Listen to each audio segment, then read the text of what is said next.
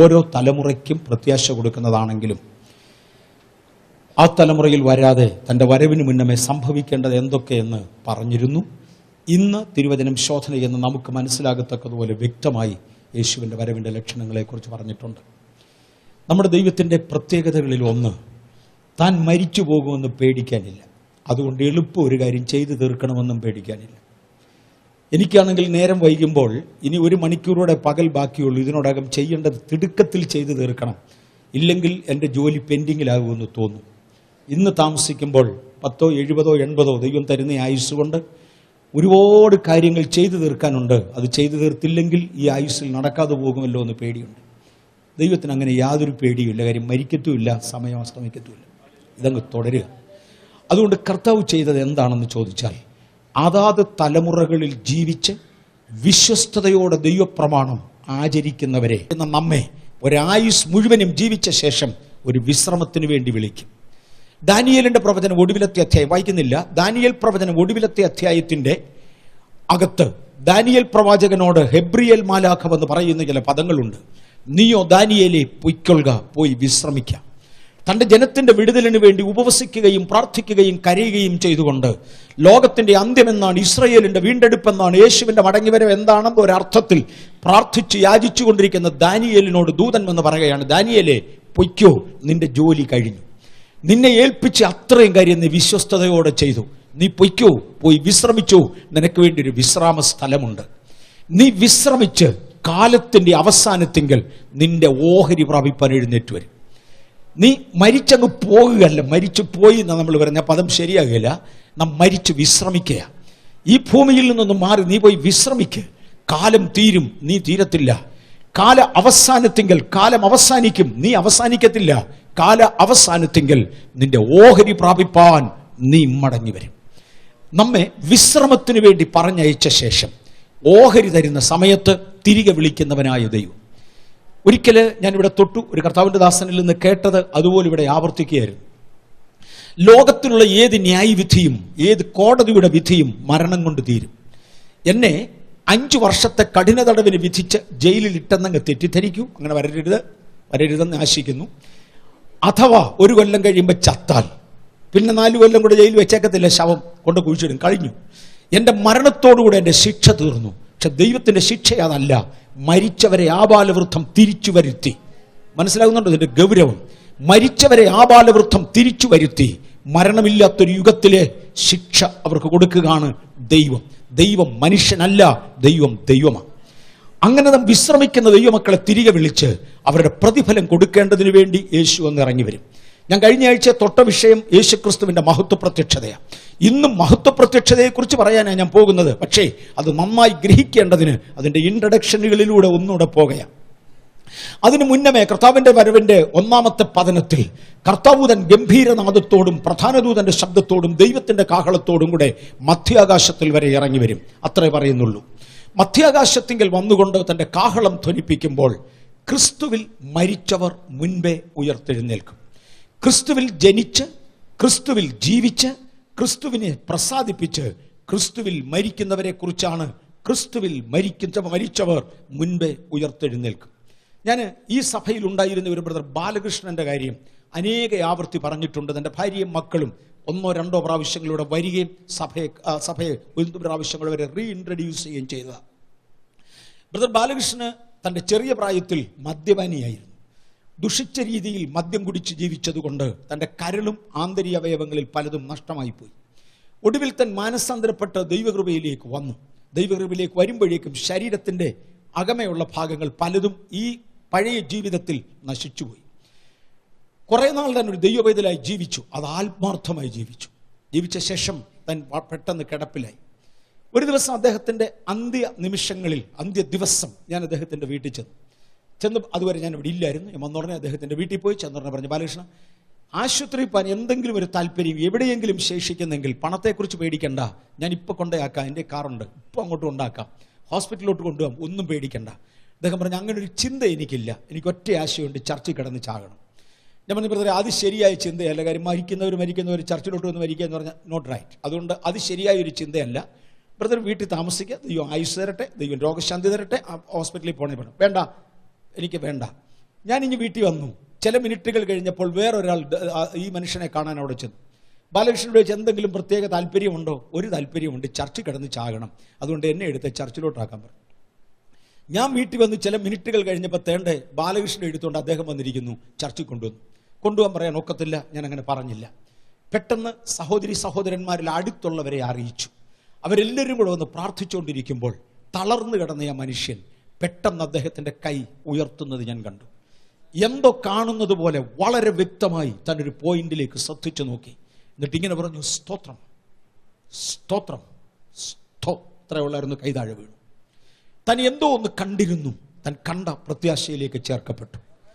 ജീവിതത്തിൽ ചിലരെ തമ്പുരാൻ വിശ്രമത്തിലേക്ക് വിളിക്കും. ഒരു ഭക്തന്റെ മരണം യഹോവയ്ക്ക് വിലയേറിയതാ. കാര്യം അതൊരു വെറും മരണമല്ല, തമ്പുരാൻ എടുത്തുകൊണ്ട് പോകാം. തന്നെ എവിടെ ഒരിടത്ത് കൊണ്ട് വിശ്രമത്തിന് വേണ്ടി ഇരുത്തുവാൻ. ഞാൻ മറുവശം തൊടാം. ലോകത്തെ വിപ്ലവം കൊണ്ട് വിറപ്പിച്ച കാറൽ മാർക്സിന്റെ മരണസമയത്ത് അടുത്തു നിന്നിരുന്ന ഒരു മദാമ്മയായ നേഴ്സ് എഴുതി വെച്ചിരിക്കുന്നത് ഒന്നുകൂടെ ഓർപ്പിക്കട്ടെ. ലോകത്തെ വിറപ്പിച്ച കാറൽ മാർക്സ്, തന്റെ തത്വസംഹിതകൾ കൊണ്ട് ലോകത്തെ ചിഹ്നിപ്പിച്ച ഭീതിപ്പെടുത്തിയ കാറൽ മാർക്സ് തന്റെ മരണത്തിങ്കൽ തന്റെ അന്ത്യവാചകങ്ങൾ നോട്ട് ചെയ്യുവാൻ ചെന്ന തന്റെ സെക്രട്ടറിയുടെ നേരെ കോപിച്ച് അതിലെ തെറി വിളിച്ചു. തെറിയായതുകൊണ്ട് എഴുതാതെ വിട്ടു.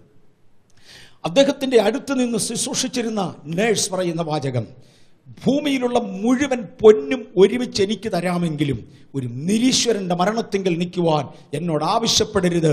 അത് ഭീകരമാണ്, ഭയാനകമാണ്. ക്രിസ്തുവിൽ മരിക്കുന്നവർ ക്രിസ്തുവിന് വേണ്ടി ജീവിച്ചവർ. നാം ഈ ഭൂമിയിൽ ക്രിസ്തുവിന് വേണ്ടി ജീവിക്കുന്ന സമയം നമ്മുടെ വീണ്ടെടുപ്പിന്റെ അച്ചാരമായ വാഗ്ദത്തത്തിന്റെ പരിശുദ്ധാത്മാവിനാൽ നമ്മെ മുദ്രയിടുന്നു. എന്നെ ശ്രദ്ധിക്കുന്നവർ, ലോകത്തിന്റെ വിവിധ ഭാഗങ്ങളിൽ ഞങ്ങളോടൊപ്പം ആരാധിക്കുന്നവരെ, നാളെ ഞങ്ങളെ ശ്രദ്ധിക്കുന്നവരെ മറക്കരുത്. നാം ഒരുമിച്ച് നിത്യതയെങ്കിൽ കാണപ്പെടണം. നമ്മെ ഇന്ന് കർത്താവ് തന്റെ പരിശുദ്ധാത്മാവിനാൽ നിറച്ചിരിക്കുന്നത് നമ്മുടെ വീണ്ടെടുപ്പിന്റെ അച്ചാരമാണ്. ഈ മൺശരീരം ഈ മണ്ണിലേക്ക് തിരികെ ചേരും. പക്ഷേ അത് അവിടെ കൊണ്ട് പോകയില്ല. ഞാൻ അവിടെ നിന്നതിനെ വീണ്ടെടുക്കും. ആ വീണ്ടെടുപ്പിന്റെ അച്ചാരമായ വാഗ്ദത്തത്തിന്റെ പരിശുദ്ധാത്മാവിനെ നമ്മുടെ ഉള്ളിൽ പകർന്ന് അതുകൊണ്ട് നമ്മെ മുദ്രയിട്ടു. നമ്മുടെ ഉള്ളിൽ വസിക്കുന്നതിന്റെ ആത്മാവിനാൽ നമ്മെ തിരികെ ഉയർപ്പിക്കും. നമ്മെ ഉയർപ്പിക്കുന്നതിന്റെ മെക്കാനിസമാണ് നമ്മുടെ ഉള്ളിൽ പകർന്നിരിക്കുന്ന ആത്മാവ്. സിസ്റ്റർ മേരി ഗോവൂർ ഒരിക്കൽ ഇവിടെ ദൈവവചനം ശുശ്രൂഷിക്കുമ്പോൾ പറഞ്ഞ ഒരു പദം എനിക്ക് ഓർമ്മയുണ്ട്. സൂചി ഉണ്ടാക്കുന്ന ഒരു ഫാക്ടറിയിൽ സൂചി, ഒരു കൊച്ചു ഐറ്റമാണല്ലോ തയ്ക്കുന്ന സൂചി ഉണ്ടാക്കുന്ന ഫാക്ടറിയിൽ ജോലി ചെയ്യുന്ന ആളുകൾ ഈ സൂചി ഉണ്ടാക്കുന്നതിൻ്റെ ഇടയിൽ ഒരുപാട് സൂചിയുടെ കഷണങ്ങൾ ഒടിഞ്ഞു തെറിച്ചൊക്കെ പോകും. അങ്ങനെ ഒടിഞ്ഞു തെറിച്ചു പോകുന്നത് കൊണ്ട് അത് അവിടെ എല്ലാം ചെതറിക്കിടക്കും.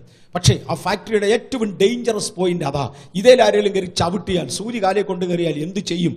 അതുകൊണ്ട് അവർക്ക് നല്ല ചെരുപ്പുകൾ ഉണ്ടെങ്കിൽ പോലും ഈ സൂചിയുടെ തെറിച്ചു പോകുന്ന കഷണങ്ങൾ എല്ലാ സമയത്തും വാരി മാറ്റേണ്ടതിന് വേണ്ടി അവിടെ സ്വീപ്പേഴ്സിനെ കൂടുതലാക്കിയിട്ടുണ്ട്.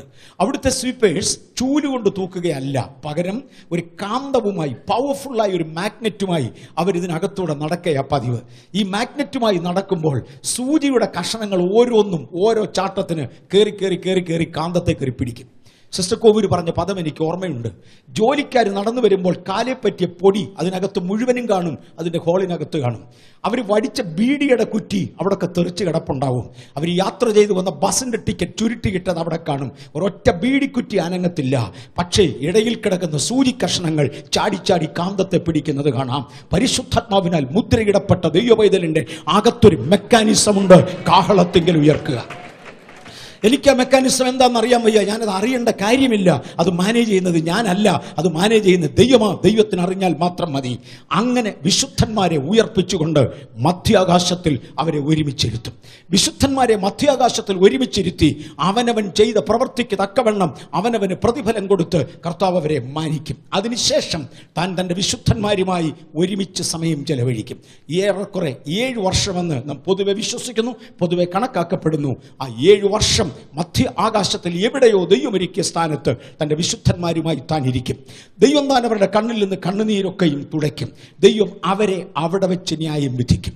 അവനവൻ ചെയ്ത പ്രവൃത്തികൾക്ക് അടുത്ത വിധി അവിടെ ഉണ്ടാകും. ഞാൻ ഒരു പ്രാവശ്യം കൂടെ വീണ്ടും ആവർത്തിക്കട്ടെ. രക്ഷ സൗജന്യമാണ്. രക്ഷയ്ക്ക് വേണ്ടി ആരും ഒന്നും കൊടുക്കേണ്ടതല്ല. രക്ഷ 100% സൗജന്യമാണ്. അത് ദൈവത്തിന്റെ ദാനമാണ്. ദാനമായി നമുക്ക് ലഭിക്കുന്നത്, മറക്കരുത്, രക്ഷ മാത്രമേ ഉള്ളൂ. വേറെ ഒന്നും നമുക്ക് ദാനമായി ലഭിക്കുന്നില്ല. അതിനപ്പുറത്തുള്ള പ്രതിഫലങ്ങൾ മുഴുവനും നമ്മുടെ പ്രവൃത്തിക്ക് അടുത്തതായിരിക്കും. നാം ദൈവത്തിന് വേണ്ടി എന്ത് ചെയ്യുന്നു അതിനൊത്തതായിരിക്കും നമുക്ക് ലഭിക്കുന്ന പ്രതിഫലം. ചില മിനിറ്റുകൾ ഞാൻ അതിനെക്കുറിച്ച് ചിന്തിക്കാൻ ആഗ്രഹിക്കുന്നു. ഇന്നത്തെ പ്രധാന വാക്യമായിട്ട് യൂദായുടെ ലേഖനം 15-ാമത്തെ വാക്യം നമുക്ക് വായിക്കാം. ഇതാ കർത്താവ് എല്ലാവരെയും വിധിപ്പാനും ഇതാ കർത്താവ് എല്ലാവരെയും വിധിപ്പാനും അവർ അഭക്തിയോടെ ചെയ്ത ഭക്തിവിരുദ്ധമായ സകല പ്രവൃത്തികളും നിമിത്തം ഭക്തികെട്ട പാപികൾ തന്റെ നേരെ പറഞ്ഞ സകല നിഷ്ഠൂരങ്ങളും നിമിത്തവും ഭക്തികെട്ടവരെയൊക്കെയും ബോധം വരുത്തുവാനും 1000 വിശുദ്ധന്മാരോടുകൂടെ വന്നിരിക്കുന്നു എന്ന് പ്രവചിച്ചു. ഇതിന്റെ ആരംഭ ഭാഗത്തിൽ കർത്താവ് എല്ലാവരെയും വിധിപ്പാൻ, എല്ലാവരെയും എന്ന വാക്കിനകത്ത് വിശുദ്ധന്മാരെ ഉപേക്ഷിച്ചല്ല, വിശുദ്ധന്മാരെ വിട്ടേച്ചല്ല. എന്നാൽ രണ്ടാമത് പറയുന്ന ഭാഗങ്ങൾ യേശുക്രിസ്തുവിന്റെ മഹത്വ പ്രത്യക്ഷതയിൽ ഈ ലോകത്തെ ന്യായം വിധിക്കുകയും ഭക്തികെട്ട മനുഷ്യർ തനിക്കെതിരെ പറഞ്ഞ നിഷ്ഠൂര പ്രവൃത്തികളെ കുറിച്ച് അവർക്ക് തന്നെ ബോധം വരുത്തേണ്ടതിന് വേണ്ടി ഈ ഭൂമിയിലേക്ക് ഇറങ്ങി വരികയും ചെയ്യുന്ന രംഗമാണ്. വിശുദ്ധ മത്തായിയുടെ സുവിശേഷം 26-ാം അധ്യായത്തിന്റെ 64-ാമത്തെ വാക്യത്തിലും ഇതേ കാര്യം കാണാം. വായിച്ചേച്ച് ഞാൻ തിരിച്ചു വരും. വിശുദ്ധ മത്തായിയുടെ സുവിശേഷം 26-ന്റെ 64. യേശു അവനോട്, ഞാനാകുന്നു ഇനി മനുഷ്യപുത്രൻ സർവശക്തന്റെ വലത്തുഭാഗത്തിരിക്കുന്നതും ആകാശമേഘങ്ങളെ വാഹനമാക്കി വരുന്നതും നിങ്ങൾ കാണും എന്ന് ഞാൻ പറയുന്നു എന്ന് പറഞ്ഞു. മനുഷ്യപുത്രൻ മേഘങ്ങളെ വാഹനമാക്കി ഇറങ്ങി വരുന്ന വരവ് നിങ്ങൾ കാണും. മനുഷ്യൻ കാണത്തക്കവണ്ണം വരുന്ന രണ്ടാം പതനത്തെ കുറിച്ച് അല്ലെങ്കിൽ മഹത്വ പ്രത്യക്ഷതയെ കുറിച്ചാണ്. മടങ്ങി വരട്ടെ. എല്ലാവരെയും ന്യായം വിധിപ്പാൻ ആദ്യം വരുന്ന വരവിൽ വിശുദ്ധന്മാരെ സ്വർഗത്തിലിരുത്തി അവരെ ന്യായം വിധിക്കും. എഫെസ്യ ലേഖനം 6-ാം അധ്യായത്തിന്റെ 8-ാം വാക്യം ദയവായി വായിച്ചാലും. എഫെസ്യർ 6:8.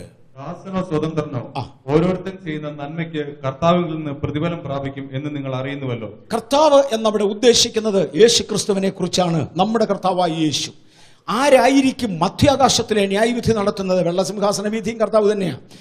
മധ്യാകാശത്തിലെ വിധി നടത്തുന്നത് കർത്താവായിരിക്കും. ആ വിധിയിൽ ദാസൻ പോലും സ്വതന്ത്രൻ പോലും ഓരോരുത്തനും, ദയവായിട്ട് ഒന്നുകൂടെ വായിച്ചാട്ടെ, ഒന്നുകൂടെ വായിച്ചോ. ദാസനോ സ്വതന്ത്രനോ ഓരോരുത്തൻ ചെയ്യുന്ന നന്മയ്ക്ക്, ഒന്ന് നിൽക്കട്ടെ, ദാസനോ സ്വതന്ത്രനോ ഓരോരുത്തൻ ചെയ്യുന്ന തിന്മയ്ക്കല്ല, നന്മയ്ക്ക്. തിന്മയ്ക്ക് വേണ്ടി വിധിക്കുവാൻ വരുന്നത് അടുത്ത പ്രഥനത്തിലാ. ഇത് നന്മയ്ക്ക് ഉള്ള പ്രതിഫലം കൊടുക്കുവാൻ നമ്മെ മധ്യാകാശത്തിൽ വിളിച്ചിരുത്തുന്നതാ. ചില മിനിറ്റുകൾ ഞാൻ അതിന്മേൽ നിൽക്കാൻ ആഗ്രഹിക്കുക. ദാസൻ പോലും സ്വതന്ത്രൻ പോലും ആരായാലും അവനവൻ ചെയ്ത നന്മയ്ക്ക് ഒത്തവണ്ണം ഈ ഒരായുസ് കർത്താവ് നമുക്ക് തന്നിരിക്കുന്നത് നന്മ ചെയ്ത് പ്രതിഫലത്തിന് അർഹരാകേണ്ടതിനാ. കഠിനാധ്വാനം ചെയ്ത് പ്രതിഫലത്തിന് അംശരാകേണ്ടതിന്. ആ പ്രതിഫലം ഈ ഭൂമിയിൽ ഉണ്ട്, പക്ഷേ അതിൻ്റെ ഒരു ചെറിയ റിഫ്ലക്ഷൻ മാത്രമേ ഇവിടെ കാണുകയുള്ളൂ. ആ പ്രതിഫലം നിത്യതയില്ല. ഞാൻ ഒരു പ്രാവശ്യം കൂടെ ആവർത്തിക്കാം. ആ നന്മയുടെ പ്രതിഫലം ഇവിടെ, പ്രതിഫലനം ഇവിടെയുണ്ട്, പക്ഷെ സാക്ഷാൽ പ്രതിഫലം ലഭിക്കുന്നത് ഇവിടെയല്ല, നിത്യതയിലാണ് പ്രതിഫലമുള്ളത്. നന്മയ്ക്ക് കർത്താവിങ്കിൽ നിന്ന് പ്രാപിക്കും. വായിച്ചു. ഓരോ ദാസനോ സ്വതന്ത്രനോ ഓരോരുത്തൻ ചെയ്യുന്ന നന്മയ്ക്ക് കർത്താവിൽ നിന്ന് പ്രതിഫലം പ്രാപിക്കും എന്ന് നിങ്ങൾ അറിയുന്നുവല്ലോ. കർത്താവിൽ നിന്ന് പ്രതിഫലം വാങ്ങിക്കും. പ്രതിഫലം എടുത്തു തരുന്നത് കർത്താവാ. നമ്മൾ ആദ്യ ദിവസം ഇത് തൊട്ടപ്പോൾ തൊട്ടായിരുന്നു. ഈ ലോകത്തിലുള്ള സ്പോർട്സ്മെൻ അവര് പോരാട്ടങ്ങളിൽ പങ്കെടുക്കുന്നത് വാടുന്ന കിരീടത്തിന് വേണ്ടിയാ. അവർ വാടുന്ന കിരീടത്തിന് വേണ്ടി അംഗം പൊരുതുന്നു, സകലത്തിലും വർജനമാചരിക്കുന്നു. നാമോ വാടാത്ത കിരീടം പ്രാപിക്കുന്നതാകൊണ്ട് എത്രയധികം വിശുദ്ധ ജീവനവും ഭക്തിയും വർജനവും പാലിച്ചേ മതിയാകൂ. അവർ വാടുന്ന കിരീടത്തിനു വേണ്ടിയും നാമോ വാടാത്ത കിരീടത്തിനു വേണ്ടിയും കർത്താവിന്റെ കൈ കൊണ്ട് ആ വാടാത്ത കിരീടങ്ങൾ നാം ഏറ്റുവാങ്ങും. 3-4 കിരീടങ്ങളെ കുറിച്ച് നമ്മൾ ചിന്തിച്ചിട്ടുണ്ട്. ഇനി അതിനപ്പുറത്തോട്ട് പോകാൻ താല്പര്യപ്പെടുന്നില്ല. എന്നാൽ വേറെ ചിലതിനെ കുറിച്ച് ചിന്തിക്കാൻ പോകുകയാണ്. ദയവായി നമുക്ക് നോക്കാം. മത്തായിയുടെ സുവിശേഷം 12-ാം അധ്യായത്തിന്റെ 36-ാമത്തെ വാക്യം. എന്നാൽ മനുഷ്യർ പറയുന്ന ഏത് നിസ്സാര വാക്കിനും ന്യായവിധി ദിവസത്തിൽ കണക്ക് ബോധിപ്പിക്കേണ്ടി വരും. മനുഷ്യൻ പറയുന്ന ഏത് നിസ്സാര വാക്കിനും ന്യായവിധി ദിവസത്തിൽ കണക്ക് ബോധിപ്പിക്കേണ്ടി വരും. ഇവിടെ ഞാൻ ചില കാര്യങ്ങൾ എടുത്തോർപ്പിക്കാൻ താല്പര്യപ്പെടുന്നു. നിശ്ചയമായിട്ടും പൊട്ടച്ചൊല്ല്, കളിവാക്ക് മുതലായി ചേർച്ചയില്ലാത്തതൊന്നും നിങ്ങൾക്ക് പാടില്ല എന്ന് പറഞ്ഞത് ഇതിനെ ഉറപ്പിക്കുന്ന വാക്ക് തന്നെയാണ്.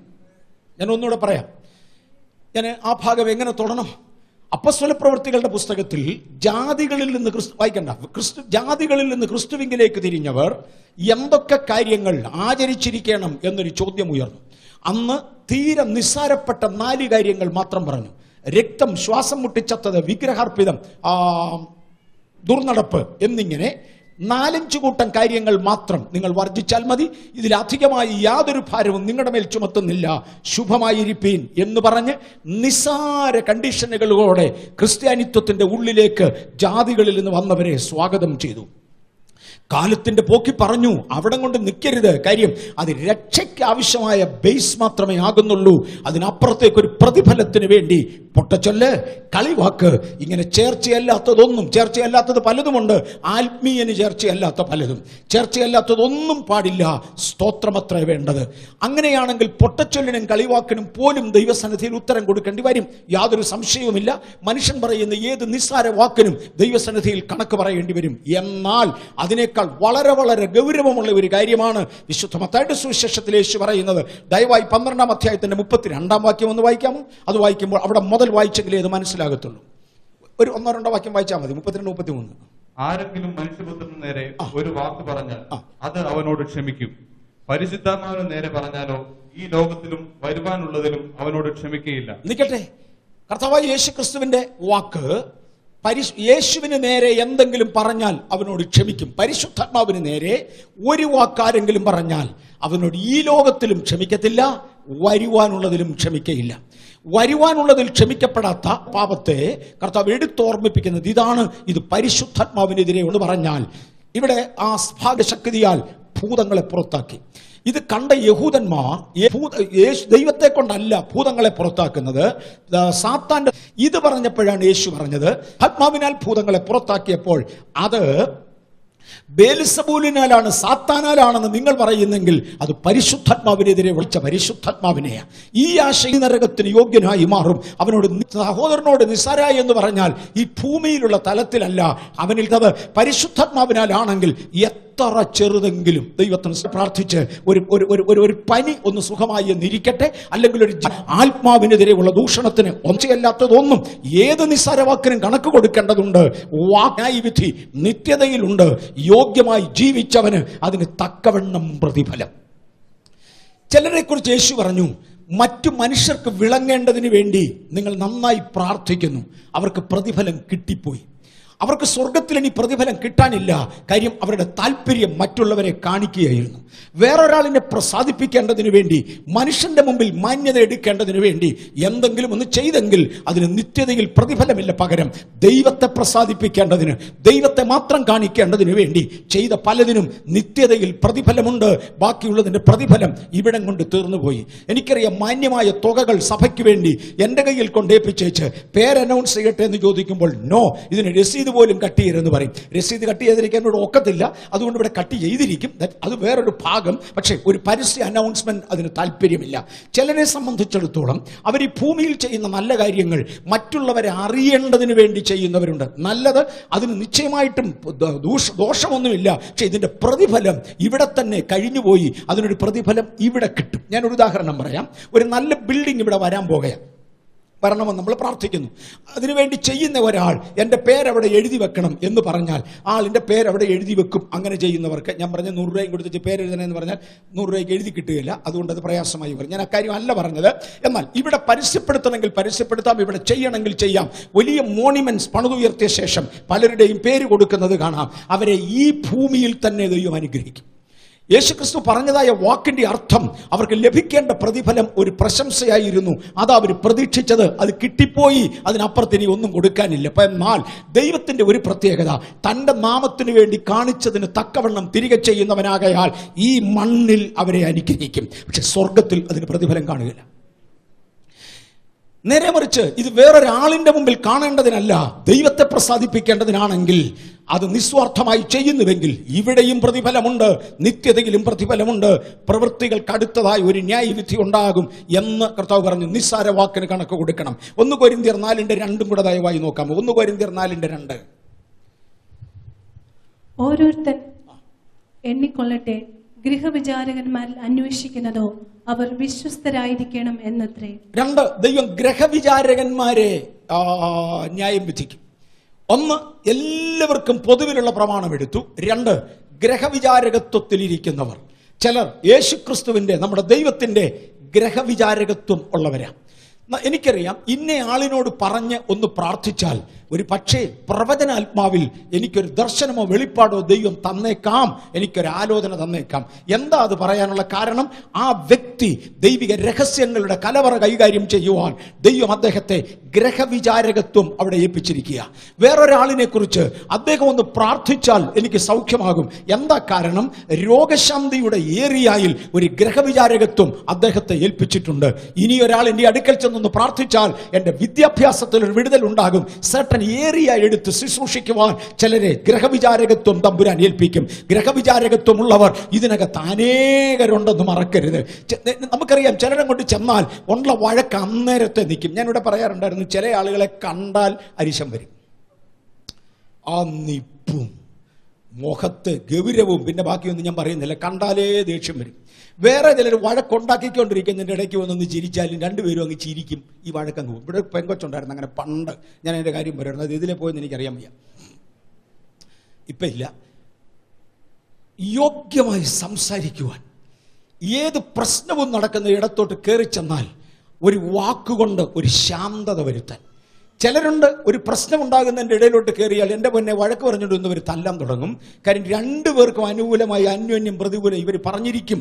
അവരുടെ നാക്കേൽ അതുണ്ട്. അവർ സാത്താൻ്റെ ഗ്രഹവിചാരകനാ, മറ്റേ ദൈവത്തിൻ്റെ ഗ്രഹവിചാരകനാ, സമാധാനം ഉണ്ടാക്കുന്നവർ. ഗ്രഹവിചാരകത്വം ഒരളവിലല്ലെങ്കിൽ വേറൊരളവിൽ ഇതിനകത്തിരിക്കുന്ന പലരെയും തമ്പുരാൻ ഏൽപ്പിച്ചിട്ടുണ്ട്.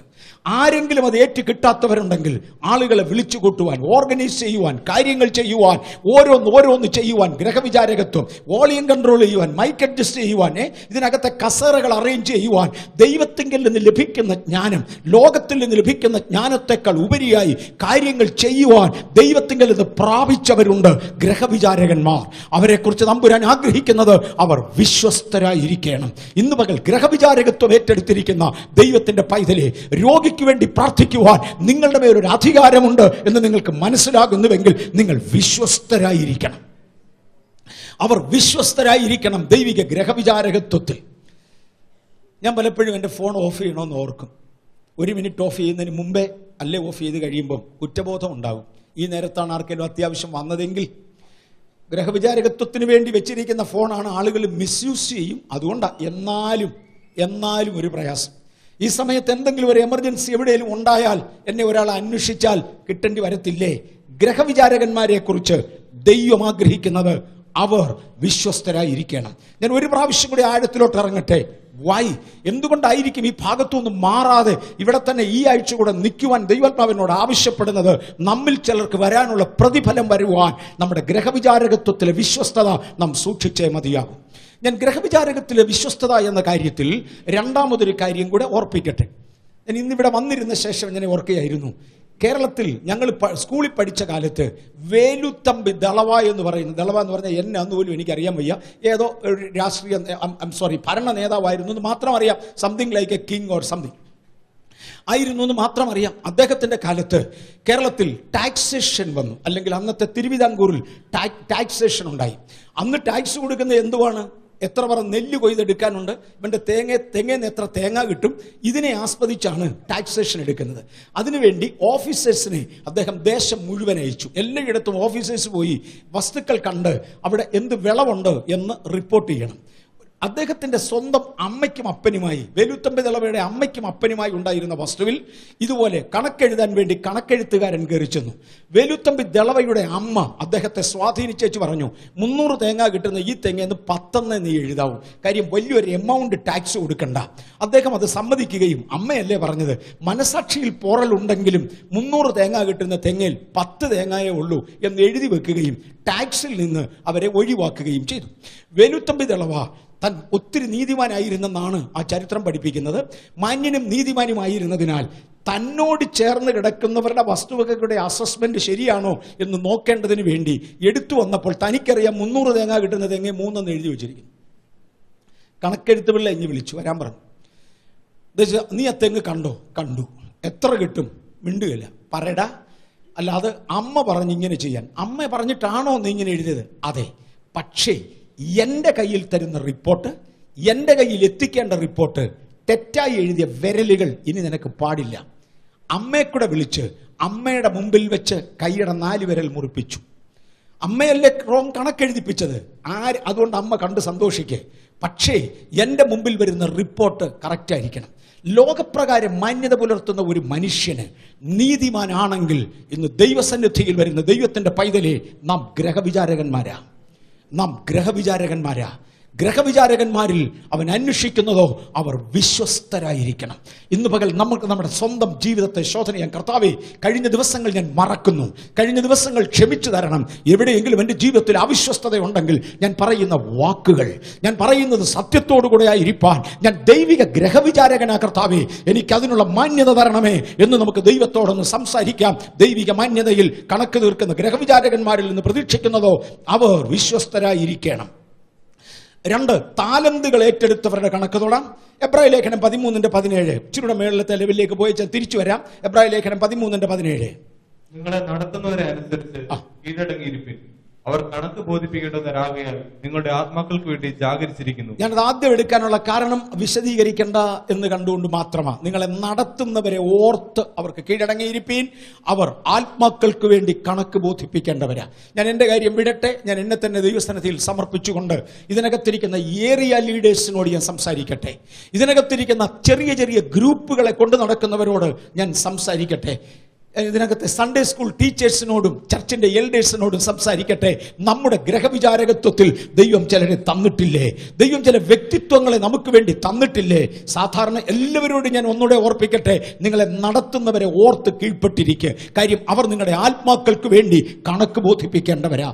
എന്നാൽ നടത്തുന്നവരെ, നേതൃസ്ഥാനത്ത് നിൽക്കുന്നവരെ, കോവർക്കേഴ്സ്, കോ ബിലീവേഴ്സ്, ദയവായി ശ്രദ്ധിക്കൂ. നമ്മിൽ നിന്ന് ദൈവം വലിയത് പ്രതീക്ഷിക്കുന്നു. നാം ജനത്തിനു വേണ്ടി കണക്ക് പറഞ്ഞേ മതിയാകൂ. അനേക ആവർത്തി ഞാൻ പറഞ്ഞിട്ടുണ്ട്, സെക്യുലർ ജോലിയോട് കൂടെയാണ് ബethel ചർച്ചിന്റെ ചുമതല ആദ്യമായി എനിക്ക് ലഭിക്കുന്നത്. എൻ്റെ സെക്യുലർ ജോലിക്ക് പോയില്ലെങ്കിൽ ചെലവ് കഴിയത്തില്ല, ചർച്ചിന്റെ കറണ്ടിന് പേ ചെയ്യാനൊക്കത്തില്ല, പല ആവശ്യങ്ങളുണ്ട്. സെക്യുലർ ജോലിക്ക് പോയില്ലെങ്കിൽ ശമ്പളമില്ല, വേല ചെയ്യാത്തവൻ തിന്നരുതെന്ന ദൈവപ്രമാണം. അതുകൊണ്ട് ജോലി ചെയ്തേ മതിയാകൂ. ജോലി ചെയ്തില്ലെങ്കിൽ ആ പ്രമാണം എനിക്ക് നടപ്പാ. എന്നെ ഹെൽപ്പ് ചെയ്യാനൊന്നും വേറെ ആരും ഇല്ല. അത് കഴിഞ്ഞു വന്നാൽ പുതിയ ആളുകളെ ലഭിക്കണമെങ്കിൽ പുതിയ വ്യക്തികൾക്ക് വേണ്ടി പ്രാർത്ഥിക്കണം, വീടുകൾ വിസിറ്റ് ചെയ്യണം, ഒരുപാട് കാര്യങ്ങളുണ്ട്. എല്ലാത്തിനും കൂടെ നേരമില്ലാതെ വന്ന ഒരു സമയത്ത് പരിശുദ്ധാത്മാവിനോട് ഇടപെട്ട ഒരു വിഷയമാണ്, എനിക്ക് നിന്റെ സമയത്തിന്റെ പരിമിതി അറിയാം, നീ എങ്ങും പോകണ്ട, ഞാൻ ആളുകളെ ഇങ്ങോട്ട് കൊണ്ടുവരാം, ഞാൻ ജനത്തെ ഇങ്ങോട്ട് അയക്കാം. അന്നും ഇന്നും ആ കാണുന്ന ദൈവ പ്രവർത്തിക്കായി എൻ്റെ ദൈവത്തെ സ്തുതിക്കുന്നു. ആളുകൾ കയറി വരുന്നത് കാണുമ്പോൾ ഞാനും നിങ്ങൾ ഒരുപോലെ സന്തോഷിക്കുക. റോഡ് പൊളിച്ചിട്ടിരുന്നാലും, പണിക്കാരി ഞായറാഴ്ച ഉപദ്രവിച്ചാലും, ആൾക്കൂട്ടം ഉള്ളപ്പോഴൊക്കെ നമ്മുടെ റോഡ് ബ്ലോക്ക് ആണെങ്കിലും, മഴ വല്ലാതെ പെയ്താലും വരാനുള്ളവർ വരും. കർത്താവിന്റെ വാഗ്ദത്തമാണ്, ഞാൻ ജനത്തെ അതിനകത്തേക്ക് കയറ്റിത്തരാം. വിദ്യാസമ്പന്നത കൊണ്ടല്ല, കഴിവിന്റെ കൂടുതൽ കൊണ്ടല്ല, സൗന്ദര്യം കൊണ്ടല്ല, ആർഭാടം കൊണ്ടല്ല, വാക്ക് പറഞ്ഞവൻ വിശ്വസ്തനാകയാൽ ഞാൻ അതിനകത്ത് ജനത്തെ തരാം. അടുത്ത പദം എന്നോട് പറഞ്ഞത്, അകത്തു വരുന്നതിനെ ശുശ്രൂഷിക്കാതെ വിട്ടാൽ ഞാൻ നിന്നോട് കണക്ക് ചോദിക്കും. ശുശ്രൂഷകന്മാർ കണക്ക് പറയേണ്ടവരാ. ഓരോ ഏരിയ നോക്കുന്നവരെ കണക്ക് പറയേണ്ടവരാ. നിങ്ങൾ കണക്ക് പറയുക മാത്രമല്ല, ചെയ്തതിന് പ്രതിഫലം തരികയും കൂടെ ഉണ്ട്. അതുകൊണ്ട് കണക്ക് പറയുന്ന ഒരു സന്തോഷമാണ്. നിങ്ങളെ നടത്തുന്നവർക്ക് കീഴടങ്ങിയിരിപ്പിൻ. കാര്യം അവരത് ദുഃഖത്തോടെ ചെയ്യാൻ ഇടയാക്കരുത്. അവർ നിങ്ങളുടെ ആത്മാക്കൾക്ക് വേണ്ടി ജാഗരിച്ചു. ഞാൻ അതിന്റെ മറുഭാഗത്തേക്ക് ഇറങ്ങുക. നമുക്ക് ശുശ്രൂഷകന്മാരെന്നുള്ള സ്റ്റാറ്റസിൽ ജനത്തെ ശുശ്രൂഷിക്കുവാൻ ഇറങ്ങാം. അതിനുവേണ്ടിയാ നമ്മെ ആക്കിയിരിക്കുന്നത്. ഇനി മത്തായിയുടെ സുവിശേഷം 25 പോകാം. ഒരുപടി താഴോട്ട് പോകുകയാ. മത്തായിയുടെ സുവിശേഷം 25, 14, 15. ഒരു മനുഷ്യൻ പരദേശത്ത് പോകുമ്പോൾ ദാസന്മാരെ വിളിച്ച് തന്റെ സമ്പത്ത് അവരെ ഏൽപ്പിച്ചു. തന്റെ ദാസന്മാരെ വിളിച്ച ഒരു മനുഷ്യൻ തന്റെ സമ്പത്ത് ദാസന്മാരുടെ കയ്യിൽ ഏൽപ്പിച്ചു. വായിച്ചു. ഒരുവന് 5 താലന്ത്, ഒരുവന് 2, ഒരുവന് 1, ഇങ്ങനെ ഓരോരുത്തന് അവനവന്റെ പ്രാപ്തി പോലെ കൊടുത്ത് യാത്ര പുറപ്പെട്ടു. മതി കുഞ്ഞെ, നിൽക്കട്ടെ. ഞാൻ അങ്ങ് ബാക്കി നമുക്കറിയാവുന്ന കഥയായതുകൊണ്ട്, ചരിത്രമായതുകൊണ്ട്, അല്ലെങ്കിൽ യേശു പറഞ്ഞ ഉപമയായതുകൊണ്ട് ഞാനതങ്ങ് വിശദീകരിക്കാം. അവനവന്റെ പ്രാപ്തി പോലെ വ്യത്യസ്ത വ്യക്തികൾക്ക് വ്യത്യസ്തമായി.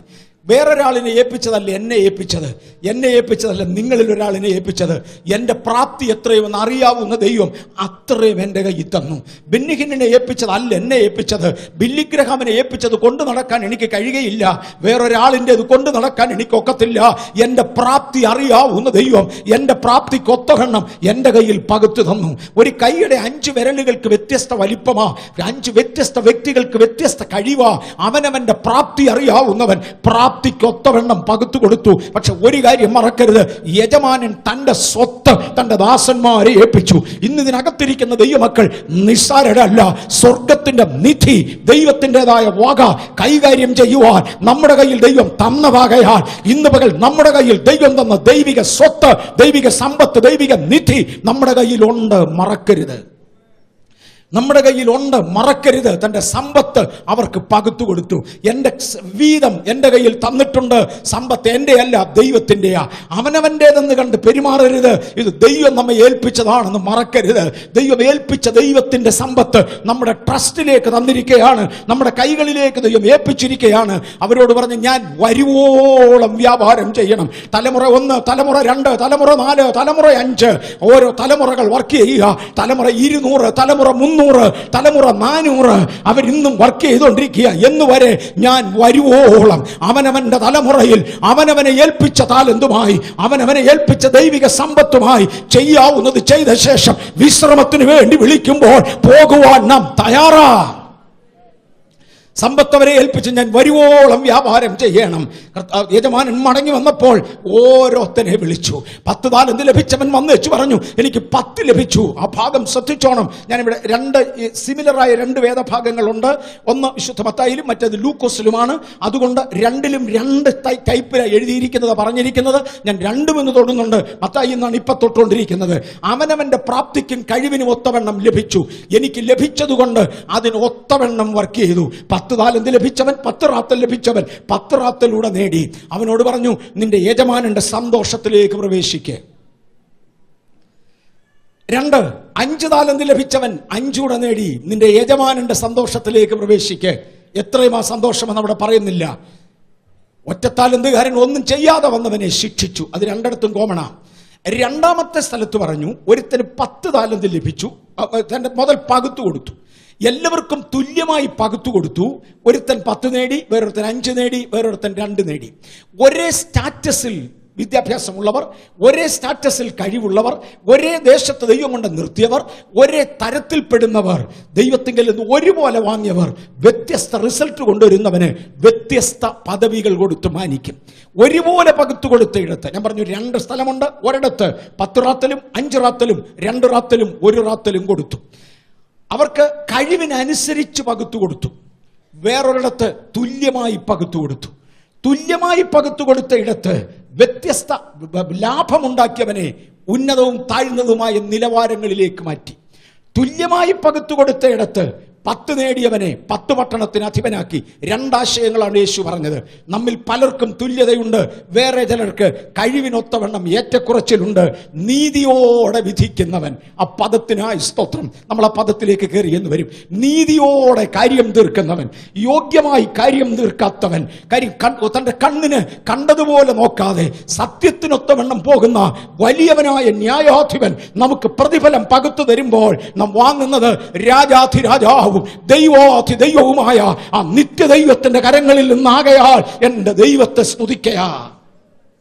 ഇന്ത്യൻ പ്രസിഡന്റിന്റെ കയ്യിൽ നിന്നൊരു അവാർഡ് വാങ്ങിയാൽ അവാർഡിന്റെ വലിപ്പത്തെക്കാൾ ആരുടെ കയ്യിൽ നിന്ന് വാങ്ങി എന്നതിന് അർത്ഥമുണ്ട്.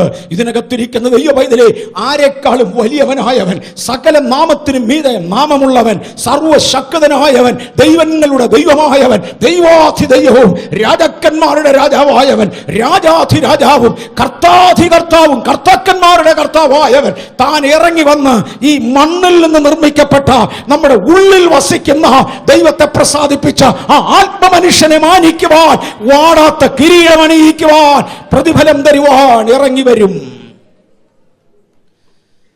ഞാൻ അവിടെ കൊണ്ടത് വിടുകയാ. ലൂക്കോസിന്റെ സുവിശേഷം 19-ാം അധ്യായത്തിൽ വ്യത്യസ്ത അളവുകളിൽ താലന്തുകൾ കൊടുത്തു. ഞാനിപ്പോൾ അങ്ങോട്ട് പോകുന്നില്ല. കൊലോസ്യ ലേഖനം 1 കൊരിന്ത്യർ 4-ാം അധ്യായത്തിന്റെ 4-ാം വാക്യം നമുക്ക് ആദ്യം ഒന്ന് വായിക്കാം. 1 കൊരിന്ത്യർ 4:4 ആദ്യം വായിക്കാം. എനിക്ക് യാതൊരു കുറ്റത്തെക്കുറിച്ചും ബോധമില്ലെങ്കിലും അതിനാൽ ഞാൻ നീതിമാൻ എന്ന് വരികയില്ല. എന്നെ വിധിക്കുന്നത് കർത്താവാകുന്നു. എനിക്ക് യാതൊരു കുറ്റത്തെക്കുറിച്ചും ബോധം വന്നില്ലെങ്കിലും ഞാൻ എൻ്റെ ജീവിതത്തിൽ ആകപ്പാടെ തിരിഞ്ഞു നോക്കിയിട്ട് യാതൊരു കുറ്റവും ബോധം വരുന്നില്ല. അങ്ങനെ ഒരു ജീവിതം കർത്താവ് എനിക്ക് തരണേന്ന് പ്രാർത്ഥനയുണ്ട്, ഒത്തിട്ടില്ല. എല്ലാവർക്കും ഉണ്ടോ അങ്ങനെ ഒരു ജീവിതം? ഉണ്ടേ, ദൈവത്തിന് സ്തോത്രം. ഞാൻ നിങ്ങളെ ആദരിക്കുന്നു. എനിക്ക് യാതൊരു കുറ്റത്തെക്കുറിച്ചും ബോധം വന്നില്ലെങ്കിൽ എൻ്റെ അകത്ത് പലതിനെക്കുറിച്ച് ബോധമുണ്ട്. അറിഞ്ഞുകൊണ്ട് ചെയ്തതാകണമെന്നില്ല. കഴിവുകേട് കൊണ്ടാകാം, നിവൃത്തികേട് കൊണ്ടാകാം. ഞാൻ ഒരാളിനോട് 5 മണിക്ക് ചെല്ലാമെന്ന് പറഞ്ഞു, ചെന്നപ്പോൾ 6 ആയി. കുറ്റം. സഭായോഗത്തിന് 8 മണിക്ക് വരണമെന്ന് ആശിച്ചു ഉറങ്ങിപ്പോയി, വന്നപ്പോൾ 8:30 ആയി. കുറ്റം. എനിക്ക് യാതൊരു കുറ്റത്തെക്കുറിച്ച് ബോധം വരുന്നില്ലെങ്കിലും അതിനാൽ ഞാൻ നീതിമാനാകത്തില്ല. കാര്യം എന്നെ വിധിക്കുന്നത് ഞാനല്ല, സ്വയനീതി ദൈവത്തിന് വേണ്ട, എന്നെ വിധിക്കുന്നത് കർത്താവാ. സ്വയനീതിക്കാരൻ ദൈവസന്നിധിയിൽ നിൽക്കത്തില്ല, സ്വയനീതിക്കാരന് ദൈവസന്നിധിയിൽ സ്ഥാനമില്ല. എന്നെ വിധിക്കുന്നത് കർത്താവാ, എന്നെ വിധിക്കുന്നത് കർത്താവാ. മടങ്ങി വരാം. 1 കൊരിന്ത്യർ തന്നെ 3-ാം അധ്യായം 11-ാമത്തെ വാക്യം. ഒത്തിരി പ്രാവശ്യം ഞാനിവിടെ വായിച്ചിട്ടുള്ള 1 കൊരിന്ത്യർ 3:11. യേശുക്രിസ്തു എന്ന ഇട്ടിരിക്കുന്ന അടിസ്ഥാനമല്ലാതെ മറ്റൊന്നിടുവാൻ ആർക്കും കഴിയുകയില്ല. ഞാൻ ആ ഭാഗം വിശദീകരിക്കട്ടെ. യേശുക്രിസ്തു എന്ന ഇട്ടിരിക്കുന്ന അടിസ്ഥാനമല്ലാതെ രണ്ടാമതൊരു അടിസ്ഥാനം ഇടാൻ ആർക്കും കഴിയുകയില്ല. ആ അടിസ്ഥാനത്തിന്മേൽ ആരെങ്കിലും പണിതാൽ അവന്റെ പണി ശോധന ചെയ്യപ്പെടും. ഒരുപാട് അടിസ്ഥാനങ്ങളുടെ മേൽ പണിയപ്പെടുന്നവരുണ്ട്. ഞങ്ങളുടെ പാസ്റ്റർ പറഞ്ഞു ഇങ്ങനെ ചെയ്യാൻ, ഞങ്ങളുടെ ഗുരു പറഞ്ഞു ഇങ്ങനെ ചെയ്യാൻ, ഞങ്ങളുടെ കോൺസ്റ്റിറ്റ്യൂഷൻ ഭരണഘടന പറഞ്ഞു അങ്ങനെ ചെയ്യാൻ, ഞങ്ങളുടെ സഭയിൽ ഇങ്ങനെ ചെയ്യുന്ന പതിവുണ്ട്. എല്ലാം നല്ല കാര്യം. ഈ പണി യാതൊന്നും ശോധനയ്ക്ക് വേണ്ടി വരികയില്ല. യേശുക്രിസ്തു എന്ന ഇട്ടിരിക്കുന്ന അടിസ്ഥാനത്തിന്മേൽ ചെയ്തതായ പണി ശോധനയ്ക്ക് വേണ്ടി കൊണ്ടുവരും. സ്വർഗത്തിലേക്ക് നാം എടുക്കപ്പെട്ട ശേഷം മധ്യാകാശത്തിൽ നാം ഇരിക്കുമ്പോൾ നാം ചെയ്ത നീതി പ്രവൃത്തികൾ നമ്മെ അനുഗമിക്കും. ഇന്നിവിടെ ഉണ്ടാക്കിയ സമ്പത്ത് അനുഗമിക്കത്തില്ല, ഇവിടുത്തെ വിദ്യാഭ്യാസം അനുഗമിക്കത്തില്ല, ഇവിടുത്തെ സൗന്ദര്യം നമ്മെ അനുഗമിക്കുകയില്ല, ഇവിടുത്തെ താടി മോടികൾ നമ്മെ അനുഗമിക്കുകയില്ല. എന്നാൽ വിശുദ്ധനെ അനുഗമിക്കുന്ന ഒന്നുണ്ട്, അവന്റെ നീതി പ്രവൃത്തികൾ അവനെ അനുഗമിക്കും. അവയിൽ ക്രിസ്തു എന്ന അടിസ്ഥാനത്തിന്റെ മേൽ ചെയ്തിരിക്കുന്ന പണി നിലനിൽക്കും, അല്ലാത്തത് മാറിപ്പോകും. ബൈബിൾ ഒരു കാര്യത്തെക്കുറിച്ച് എന്ത് പറയുന്നു അതുപോലെ ചെയ്യുന്നവർക്കായി സ്തോത്രം. പക്ഷെ ഞങ്ങളുടെ ചർച്ചിൽ ഇപ്പൊ അങ്ങനെയില്ല മോനെ. ആ അടിസ്ഥാനത്തിന്മേൽ ചെയ്ത പണി സ്വർഗത്തിൽ ശോധനയ്ക്ക് വരുന്നില്ല. ആ അടിസ്ഥാനത്തിന്മേൽ ചെയ്ത പണി ഇവിടം കൊണ്ട് ഭൂമിയും അതിന്റെ പണികളും വെന്തുപോകുന്ന കൂട്ടത്തിൽ അതും വെന്തുപോകും. പക്ഷേ സ്വർഗത്തിൽ ശോധനയ്ക്കെടുക്കുന്നത് യേശുക്രിസ്തു എന്ന ഇട്ടിരിക്കുന്ന അടിസ്ഥാനത്തിന്റെ മേൽ ചെയ്തിരിക്കുന്ന പണി നിലനിൽക്കും. ഏതാ ഇട്ടിരിക്കുന്ന അടിസ്ഥാനം? ഞാൻ സിയോനിൽ ഒരു മൂലക്കല്ലും ഒരു അടിസ്ഥാനക്കല്ലും ഇട്ടിരിക്കുന്നു, അവനിൽ വിശ്വസിക്കുന്നവൻ ലജ്ജിക്കയില്ല.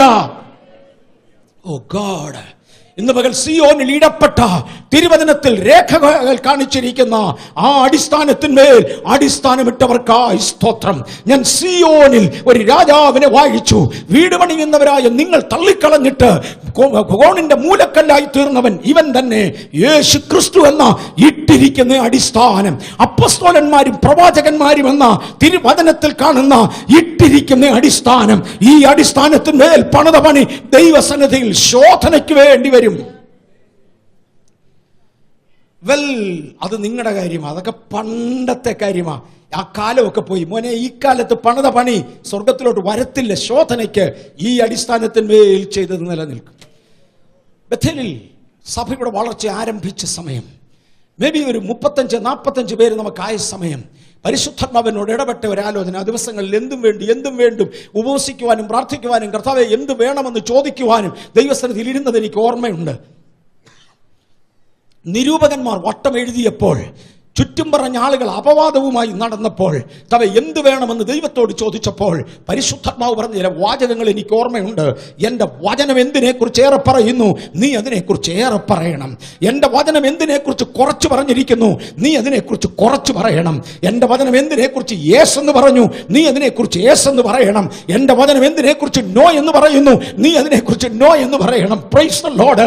ആ വചനത്തിന്റെ വ്യവസ്ഥയിൽ നിൽക്കുവാൻ യേശു ക്രിസ്തു എന്ന തിരുവചനം ഇട്ടിരിക്കുന്ന അടിസ്ഥാനത്തിന്റെ മേൽ ചെയ്ത പണി സ്വർഗത്തിലേക്ക് കയറി വരും. നാം ആ അടിസ്ഥാനത്തിന്മേൽ എന്ത് ചെയ്തു? ഒത്തിരിയും കൂടെ വേഗത്തിൽ പോട്ടെ, ഇല്ല വരുന്ന ആഴ്ച കൊണ്ട് ഇത് തീരെയല്ല. ഈ ആഴ്ച കൊണ്ട് ഒക്കുമെന്ന് എനിക്ക് തോന്നുന്നില്ല. ഇനിയും ഇതെല്ലാം കൂടെ തീയോട് ശോധന ചെയ്യുന്നതായ ഒരു ദിവസമാ വരുന്നു. 1 കൊരിന്ത്യർ 3:11 വായിച്ചാട്ടെ. ആ അടിസ്ഥാനത്തിന്മേൽ ആരെങ്കിലും പൊന്ന്, വെള്ളി, വിലയേറിയ കല്ല്, മരം, പുല്ല്, വൈക്കോൽ എന്നിവ പണിയുന്നുവെങ്കിൽ അവനവന്റെ പ്രവൃത്തി വെളിപ്പെട്ടു വരും. ഈ അടിസ്ഥാനത്തിന്മേൽ ഓരോരുത്തം പണിയാൻ വരിക. ഞാൻ ഇവിടെ ഒരു പടി കൂടി ഇങ്ങോട്ട് കയറട്ടെ. വിശുദ്ധ പൗലോസ് ഈ ഭാഗം എഴുതുമ്പോൾ പറഞ്ഞു, ഞാൻ പ്രധാന ശില്പിയായി ഒരടിസ്ഥാനം ഇട്ടു. തുടർന്ന് താൻ പറഞ്ഞു, യേശു ക്രിസ്തു എന്ന ഇട്ടിരിക്കുന്ന അടിസ്ഥാനത്തിന്മേലെ പണിയത്തുള്ളൂ. അപ്പൊ ഞാൻ ഇട്ട അടിസ്ഥാനം ക്രിസ്തു എന്ന അടിസ്ഥാനമാണ്. Praise the Lord. ഒരുപാട് സഭകളെന്ന പേരിൽ നാം അറിയപ്പെടുന്ന സമൂഹങ്ങളുടെ, ഞാൻ ആ പദം തിരുവചനത്തിന്റെ മുമ്പിൽ ഭയത്തോടും എൻ്റെ ജനത്തിന്റെ മുമ്പിൽ ദൈവസന്നിധിയിലുള്ള വിശ്വസ്തയോടും കൂടെ എടുത്തു പറയട്ടെ, അനേക ഗ്രൂപ്പുകളെ ശോധന ചെയ്താൽ അതിന്റെ അടിസ്ഥാനം ബൈബിൾ അല്ല. 50 പേരുള്ളതും 100 പേർക്ക് ഇരിക്കാൻ വലിപ്പമുള്ളതുമായ ഒരു സഭാ ഹാളിൽ അടിപിടി ഉണ്ടാക്കുന്ന ദൈവം അല്ല, വെറും പിശാച. അതിലെ ഒരു വിഭാഗം അപ്പുറത്തോട്ട് മാറി വേറൊരു ചർച്ച വെച്ചു. ചർച്ച എന്നവരതിന് പേരിട്ടാണ്ട് ചർച്ച ആവും. മോനെ, 100 പേർക്ക് ഇരിക്കാൻ 50 പേർക്ക് ഇരിക്കാനകത്ത് സ്ഥലം ഉണ്ടായിരുന്നു. അതിനകത്തൊന്ന് പകുതിയെ പുറത്തെടുത്ത്, അതിനകത്ത് ആളില്ല, അതവിടെ ശൂന്യമായി കിടക്കുക. അതിനകത്തൊന്ന് കുറച്ചുപേരെ പുറത്തെടുത്ത് വേറെ കൊണ്ടൊന്നൊരു ഗ്രൂപ്പ് സ്റ്റാർട്ട് ചെയ്തു. നീ അതിന് സഭയെന്ന് പേരിട്ടാൽ അത് സഭയാണോ, ക്രിസ്തുവെന്ന് ഇട്ടിരിക്കുന്ന അടിസ്ഥാനമാണോ? അല്ല, നിന്റെ സ്വന്തം താല്പര്യമാണ്. ഒരു വ്യക്തി താല്പര്യത്തിന്മേൽ പണിത സഹോദരന്മാരെ തങ്ങളുടെ പിന്നാലെ വലിച്ചു കളയേണ്ടതിന് വേണ്ടി, അപ്പോസ്തല പ്രവൃത്തി 20-ാം അധ്യായത്തിൽ ഒരു വാക്യം ഞാൻ തൊടുകയാ, സഹോദരന്മാരെ തങ്ങളുടെ പിന്നാലെ വലിച്ചു കളയേണ്ടതിന് വേണ്ടി വിപരീത ഉപദേശം പ്രസ്താവിക്കുന്ന പുരുഷന്മാർ നേതാക്കന്മാരുടെ നടുവിൽ നിന്ന് എഴുന്നേറ്റ് വരും. സൂക്ഷിച്ചുകൊള്ളുക, ഞാൻ ദിവസങ്ങൾ തോറും രാത്രികൾ തോറും ആളാമ്പ്രതിയായി വീട് തോറും വന്ന് ഓരോരുത്തരും സതുപദേശം പറഞ്ഞ് നടത്തിയത് വെള്ളത്തിലായി എന്ന് വരരുതേ, നിങ്ങളുടെ ഉപദേശത്തെയും സൂക്ഷിക്ക് എന്ന് വിശുദ്ധ ബൈബിൾ പറയുന്നത്. ഇതാ ശോധന ചെയ്യുന്നത് യേശു ക്രിസ്തു എന്ന ഇട്ടിരിക്കുന്ന അടിസ്ഥാനത്തിന്മേലുള്ള പണിയാ. ഇതെന്തിനാ വേറൊരു അടിസ്ഥാനം? അത് എൻ്റെ സ്വന്തം താല്പര്യം. തുറന്നങ്ങ് പറഞ്ഞിരുന്നെങ്കിൽ സങ്കടമില്ല, അത് പറയത്തുമില്ല. ഞാൻ ഈ കഴിഞ്ഞ ദിവസം പിശാചിനെ കുറിച്ച് ചിന്തിച്ചപ്പോൾ അവന്റെ ഒന്നാമത്തെ അടവ് മനുഷ്യവർഗത്തിൽ വന്നത് മിസ് ഗൈഡൻസ് ആയിരുന്നു. മിസ് ഗൈഡ് ചെയ്യേണ്ടതിന് വേണ്ടി തിരുവചനത്തെ നിഷേധിക്കുവാൻ മനുഷ്യനെ അവൻ സ്ലോലി പ്രേരിപ്പിച്ചു. ദൈവം വാസ്തവമായി കൽപ്പിച്ചിട്ടുണ്ടോ എന്ന ചോദ്യത്തിൽ ദൈവത്തിന്റെ കൽപ്പനകളിൽ വാസ്തവം അല്ലാത്തതുണ്ട്, ഈ കാലഘട്ടത്തേക്ക് അല്ലാത്തതുണ്ട്, ഇന്ന് അത് റിലവന്റ് അല്ല എന്നൊരു തോന്നൽ ഔവയിലേക്ക് കുത്തിവെക്കത്തക്കവണ്ണം ഒരു ശക്തി വ്യാപരിച്ചു. ദൈവത്തിന്റെ വാക്ക് സത്യമാണോ, സത്യമായി പറഞ്ഞിട്ടുണ്ടോ? തുടർന്ന് പറഞ്ഞു, ഈ പഴം പറിച്ചു തിന്നാൽ നിന്റെ കണ്ണു തെളിയും, നീ ദൈവത്തെ പോലെയാ. കണ്ണു തെളിയുമെന്ന പദമില്ല, നീ നന്മതിന്മകളെ കുറിച്ച് തിരിച്ചറിഞ്ഞ് ദൈവത്തെ പോലെയാകും. ദൈവത്തെ പോലെയാകുമെന്ന അപരനാമധേയത്തിൽ മിസ്ഗൈഡ് ചെയ്യപ്പെട്ട ഹൗവയാണ് പാപത്തിലേക്ക് വഴുതി വീണത്. പിശാചിന്റെ ഏറ്റവും വലിയ അടവുകളിൽ ഒന്ന് നമ്മെ മിസ്ഗൈഡ് ചെയ്യുകയാ. പിശാച് ഇന്നും നമ്മെ മിസ്ഗൈഡ് ചെയ്യുവാൻ ഉപദേശത്തിന്റെ കാറ്റിനാൽ വലിച്ചിഴയ്ക്കും. ക്രിസ്തു എന്ന അടിസ്ഥാനത്തിന്റെ വെളിയിൽ പോയി ഒരു പണി നടത്താൻ ആവശ്യപ്പെടും. പൗലോസ് പറഞ്ഞു, ഞാൻ പ്രധാന ശില്പിയായി ഒരു അടിസ്ഥാനം ഇട്ടിരിക്കുന്നു. അതെങ്ങനെയാ പൗലോസ് അങ്ങയ്ക്കത് കഴിയുന്നത്? പറയാം. യെരുശലേമിൽ ഒരടിസ്ഥാനം 12 അപ്പോസ്തലന്മാരുടെ കാലത്ത് നടന്നു. 12 പേര് അന്നില്ലായിരുന്നെങ്കിലും അവരുടെ കാലത്ത് നടന്നു. പത്രോസും യാക്കോബും ഒക്കെ ചേർന്ന് ഒന്നാന്തരം ഒരു സഭ യെരുശലേമിലുണ്ട്. അതിന്റെ അർത്ഥം ലോകത്തിന്റെ വിവിധ ഭാഗങ്ങളിൽ അന്ന് അറിയപ്പെട്ടിരുന്ന ലോകത്തിന്റെ വിവിധ ഭാഗങ്ങളിലുള്ളവർ യെരുശലേമിൽ പോയി ആരാധിക്കണമെന്നും നടക്കത്തില്ല. അതുകൊണ്ട് അവരവർക്ക് എത്താവുന്ന ദൂരത്തിൽ ഈ അടിസ്ഥാനം ആവർത്തിക്കപ്പെട്ടേ മതിയാകൂ. പക്ഷെ ഞാൻ കൊണ്ടുവരുന്ന അടിസ്ഥാനം യഹൂദമതത്തിൽ നിന്ന് കൊണ്ടുവന്നതല്ല, യേശു ക്രിസ്തു എന്ന ഇട്ടിരിക്കുന്ന അടിസ്ഥാനം. ഞാൻ പ്രധാന ശില്പിയായി ഒരു അടിസ്ഥാനം ഇട്ടിരിക്കുന്നു. ഇതിനകത്തിരിക്കുന്ന ദൈവമക്കളിൽ ചില ഏരിയകൾക്ക് അടിസ്ഥാനം ഇടുവാൻ ഞാൻ നിങ്ങളെ ഉറപ്പിക്കുക കർത്താവിന്റെ കൃപയിൽ. ചില ഏരിയകൾക്ക് അടിസ്ഥാനം ഇടുവാൻ, ചില ഔട്ട് സ്റ്റേഷനുകൾക്ക് അടിസ്ഥാനം ഇടുവാൻ, ചില സെൽ ഗ്രൂപ്പുകൾക്ക് അടിസ്ഥാനം ഇടുവാൻ, ചില ഇടങ്ങൾക്ക് അടിസ്ഥാനം ഇടുവാൻ ദൈവസന്നിധിയിൽ വളർത്തട്ടെ. അതിന്റെ അർത്ഥം വേറൊരു ചർച്ച എന്നല്ല, എന്നെ ആക്കിയിരിക്കുന്ന ലോക്കൽ റീജിയനിൽ ക്രിസ്തു എന്ന വലിയ അടിസ്ഥാനത്തോടും ആ ദൈവസഭയോടും ചേർന്ന് നിൽക്കുവാൻ എന്നെ കർത്താവ് ഏൽപ്പിച്ചു. ഞാൻ, പൗലോസ് പറഞ്ഞു, പ്രധാന ശില്പിയായി ഒരടിസ്ഥാനം ഇട്ടിരിക്കുന്നു. അതിന്റെ അർത്ഥം നിങ്ങൾക്കാർക്കും പണിയാനൊക്കത്തില്ലെന്നാണോ? പണിയാം. ആ അടിസ്ഥാനത്തിന്മേൽ ആരെങ്കിലും പണിതാൽ, പ്രൈസ് ദി ലോർഡ്, എന്തൊക്കെ വസ്തുക്കൾ കൊണ്ടാ? പൊന്ന്, വെള്ളി, വിലയേറിയ രത്നം എന്നിവയും പുല്ല്, മരം, വൈക്കോൽ എന്നിവയും 6 കൂട്ടം വ്യത്യസ്ത കാര്യങ്ങൾ പറഞ്ഞു. അവ കൊണ്ട് ആരെങ്കിലും അടിസ്ഥാനം ഇട്ട് പണിതാൽ, 1 കൊരിന്ത്യർ 3-ാം അധ്യായം ഞാൻ തുടരുക, വാക്യം വായിക്കാതെ, ആരെങ്കിലും ഒക്കെ ഇതിന്റെ മേൽ ഇതൊക്കെ വെച്ച് പണിതാൽ അവനവന്റെ പണി തീയോട് ശോധന ചെയ്യപ്പെടും. ഒരഗ്നി നദി അവന്റെ മുമ്പിൽ പൊട്ടി ഒഴുകി. 1000 വിശുദ്ധന്മാർ അവന് സേവ ചെയ്തു. ഒരഗ്നി നദി അവന്റെ മുമ്പിൽ പൊട്ടി ഒഴുകി. തീയോട് ഇത് ശോധന ചെയ്യപ്പെടും. മരവും പുല്ലും വൈക്കോലും കൊണ്ടുള്ള പണി കാഴ്ചയ്ക്ക് വലുതാണെങ്കിലും തീയോട് ശോധന ചെയ്യുമ്പോൾ നിൽക്കത്തില്ല, അത് കത്തിപ്പോകും. ഒരുത്തന്റെ പണി വെന്തുപോയാൽ അവന് ഛേദം വരും. താനോ രക്ഷിക്കപ്പെടും, തീയിലൂടെ രക്ഷപ്പെട്ടവനെ പോലെ മാത്രം. എളുപ്പമൊന്ന് വായിക്കാം ആ വാക്യം, അല്ലെങ്കിൽ ആ 15. ആ ദിവസം അതിനെ തെളിവാക്കും, അത് തീയോടെ വെളിപ്പെട്ടു വരും. ഓരോരുത്തന്റെ പ്രവൃത്തി ഇന്ന വിധം എന്ന തീ തന്നെ ശോധന ചെയ്യും. ഓരോരുത്തന്റെ പ്രവൃത്തി ഇന്ന വിധമെന്ന് തീ തന്നെ ശോധന ചെയ്യും. മരം, പുല്ല്, വൈക്കോൽ എന്നിവ കൊണ്ട് പണിയുന്നവന്റെ പണി വലുതായിരിക്കും. മെമ്പേഴ്സ് വർദ്ധിക്കും, പക്ഷെ മരവും പുല്ലും ആയിരിക്കും. ക്വാണ്ടിറ്റിയിൽ വലുതായിരിക്കും, മരവും പുല്ലും ആയിരിക്കും. മരവും പുല്ലും വൈക്കോലും കൊണ്ടുള്ള പണി വലുതാണെങ്കിലും പ്രതിഫലമില്ലാതെ പോകും തീയോട് ശോധന ചെയ്യുമ്പോൾ. ഈ വ്യക്തി രക്ഷിക്കപ്പെട്ട് സ്നാനപ്പെട്ടവനായതുകൊണ്ടാണ് സ്വർഗത്തിലെത്തിയത്, മധ്യാകാശത്ത് വരെ എത്തിയത്. ക്രിസ്തുവിൽ മരിച്ചവരെ ആദ്യത്തെ ഉയർത്തിട്ടുള്ളൂ. താനോ രക്ഷപ്പെടും തീയിലൂടെ രക്ഷപ്പെട്ടവനെ പോലെ. ഞാൻ സാധാരണ ഉപയോഗിക്കും, ഞാനൊരു തീക്കകത്തൂടെ രക്ഷപ്പെട്ട് കഴിയാൽ എൻ്റെ വസ്ത്രം പോലും നഷ്ടമാകും. ഒന്നുമില്ലാത്തവനായി.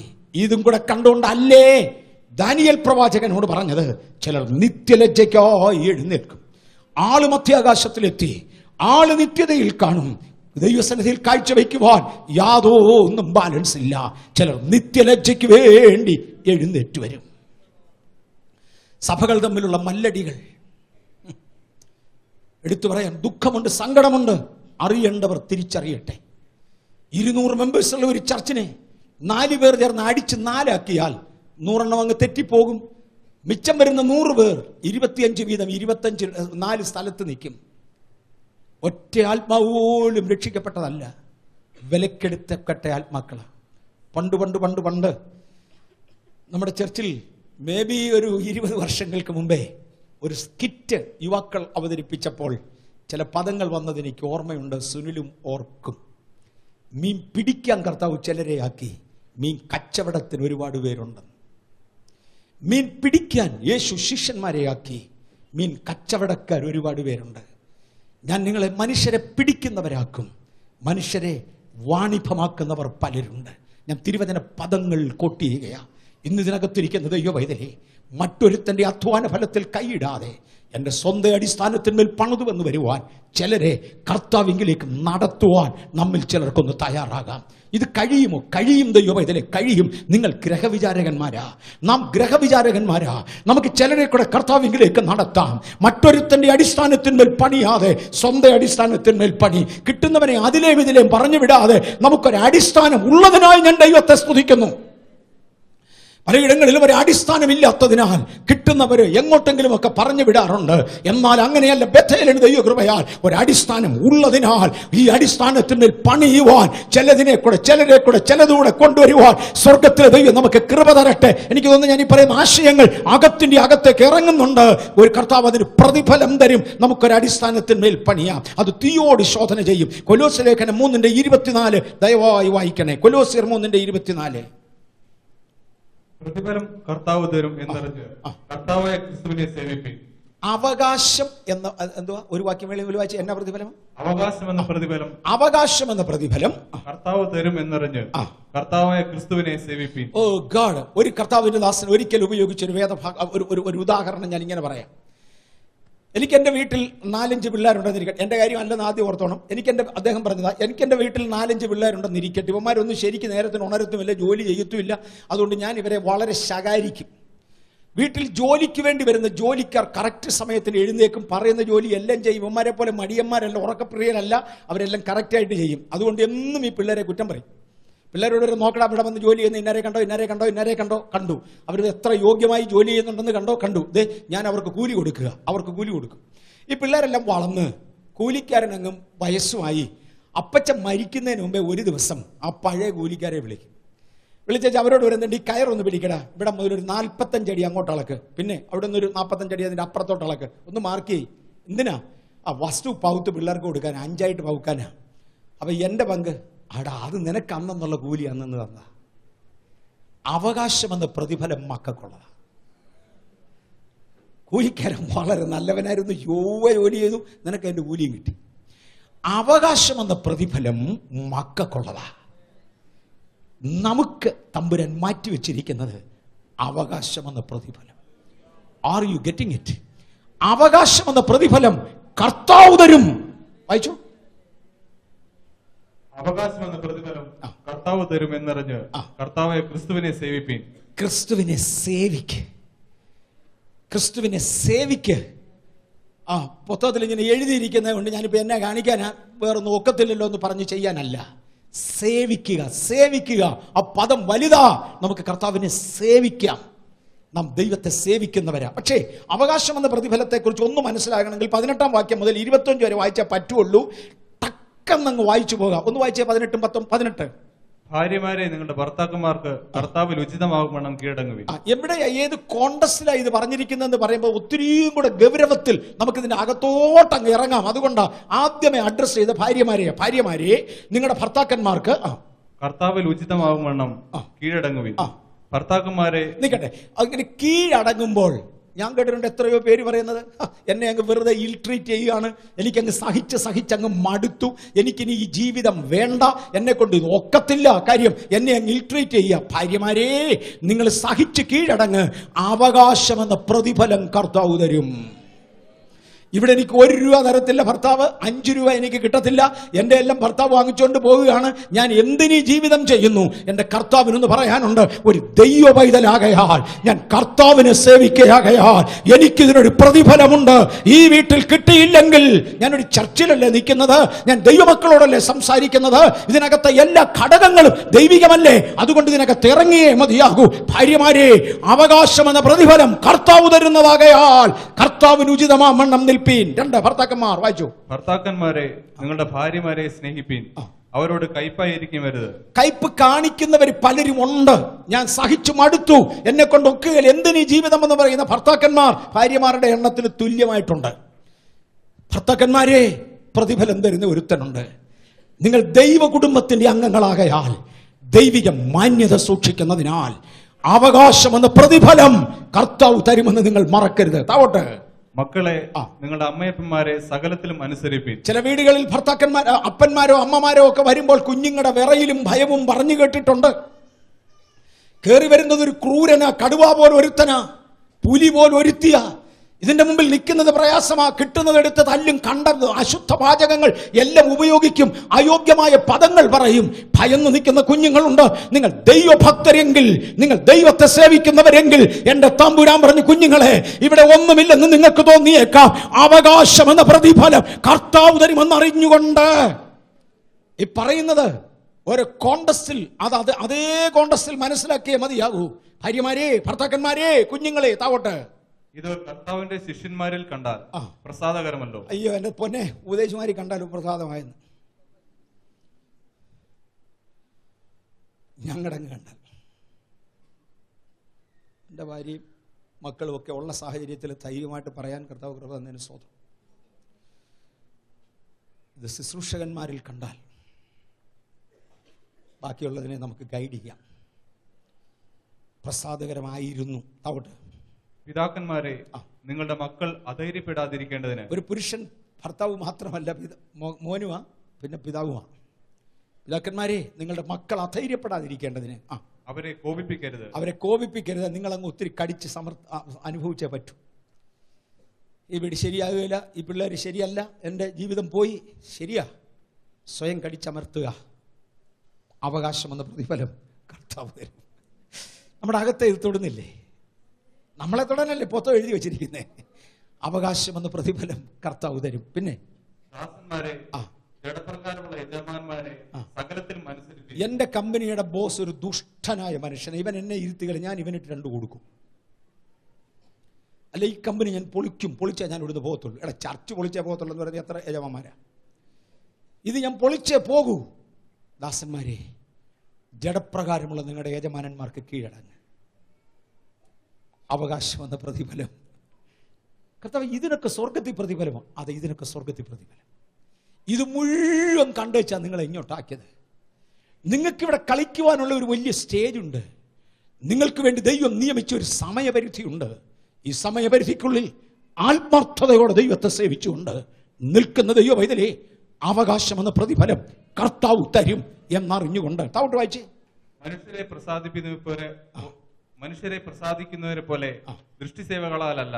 നമുക്ക് മനുഷ്യനെ പ്രസാദിപ്പിക്കുവാൻ കാണുമ്പോൾ എന്തെങ്കിലുമൊക്കെ ചെയ്താൽ മതി. ഞാൻ ജോലി ചെയ്തിരുന്ന കാലത്ത് ഉപയോഗിച്ചിരുന്ന ഒരു ടേം ഉണ്ട്. Some people are really busy, they keep busy, others look busy. ഒരു പണി ഇല്ലെങ്കിൽ ഇപ്പം ഇപ്പോഴത്തെ അങ്ങോട്ട് അപ്പുറത്ത് ഇങ്ങോട്ട് ഇതെടുത്ത് ഇങ്ങോട്ട് വെച്ചു, ഇതെല്ലാം വേറൊരാൾ നോക്കുമ്പോഴേ ഉള്ളൂ. ദൃഷ്ടിസേവകളാൽ കണ്ണുകൊണ്ട് കാണുന്നത് പോലെ നാം ജോലി ചെയ്യുന്ന ഇടങ്ങളിൽ ദൈവിക മാന്യത സൂക്ഷിക്കാം.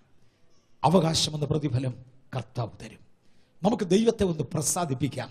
നമുക്ക് ദൈവത്തിന്റെ പാദത്തിലേക്കൊന്ന് താണെ ഇറങ്ങാം. നമ്മുടെ ദൈവത്തിന് നമ്മിൽ ചില കാര്യങ്ങൾ ചെയ്യാനുണ്ട്. അവകാശമെന്ന പ്രതിഫലം കർത്താവ് പകുത്തു തരും. കിരീടങ്ങൾ കർത്താവ് തരും. നിന്റെ കിരീടം വേറൊരുത്തൻ എടുക്കാതിരിപ്പാൻ സൂക്ഷിച്ചുകൊള്ളുക എന്ന് തിരുവചനം പറയുന്നു. പറ്റിയില്ല ഞാൻ വായിച്ച വാക്യം വരെ വരാൻ. ഒരു നാഴ്ച പരിശുദ്ധാത്മാവ് നയിക്കുമെങ്കിൽ ഞാൻ ഈ ഭാഗം എടുക്കും. ഞാൻ ഈ പരിശുദ്ധാത്മാവ് നയിക്കുമെങ്കിൽ അല്ലെങ്കിൽ തന്ന എന്നൊക്കെ പറയുന്നത് അർത്ഥമാക്കാൻ ഞാൻ ആഗ്രഹിക്കുന്നു. ഒരു കൊച്ചുദാഹരണം പറഞ്ഞു വെച്ച് ഈ സെക്ഷൻ ഞാൻ വിടുക, അല്ല ഇന്നത്തെ മെസ്സേജ് ഇവിടെ ക്ലോസ് ചെയ്യാം. ഒരു സ്ഥലത്ത് എനിക്ക് ഒരു പട്ടണത്തിൽ എൻ്റെ മീറ്റിംഗ് കഴിഞ്ഞു. അടുത്ത പട്ടണത്തിലാണ് അടുത്ത മീറ്റിംഗ്. അത് ഫ്യൂ അവേഴ്സ്. എനിക്ക് തോന്നുന്നു രാവിലെ ഞാനൊരു പട്ടണത്തിൽ നിന്ന് യാത്ര ചെയ്യാണ്. ഉച്ച കഴിയുമ്പോൾ എനിക്ക് അടുത്ത പട്ടണത്തിൽ മെസ്സേജ് ഉണ്ട്. രാത്രിയിലത്തെ മീറ്റിംഗ് കഴിഞ്ഞു, അവിടെ കിടന്നുറങ്ങി. അടുത്ത പട്ടണത്തിൽ അടുത്ത മെസ്സേജ് ഉണ്ട്. ഫ്ലൈറ്റിൻ്റെ യാത്രയാണ്. ഇന്നലെ എത്തുള്ള 2 ദിവസത്തെ ദൂരമാണ്. ഞാൻ അങ്ങോട്ട് പോകാൻ നേരത്തെ ബ്രേക്ക്ഫാസ്റ്റ് കഴിച്ച് പോകണമെന്നാണ് വീട്ടുകാർ നിർബന്ധമായിട്ട് അങ്ങ് പറഞ്ഞു. ഞാൻ അവിടെ കിടന്നുറങ്ങി രാവിലെ ബ്രേക്ക്ഫാസ്റ്റ് കഴിക്കണം. തലേ രാത്രിയിൽ ഞാൻ ഒരു അലർജി കേസിന് വേണ്ടി പ്രാർത്ഥിച്ചിരുന്നു. ശരീരം മുഴുവൻ അലർജി കൊണ്ട് പൊട്ടി അളിഞ്ഞ് വൃത്തികേടായ ഒരാൾ തൊടാൻ മടിക്കുന്നത് പോലെയുള്ള ഒരു അലർജി കേസിന് വേണ്ടി പ്രാർത്ഥിക്കാൻ ചെന്നു.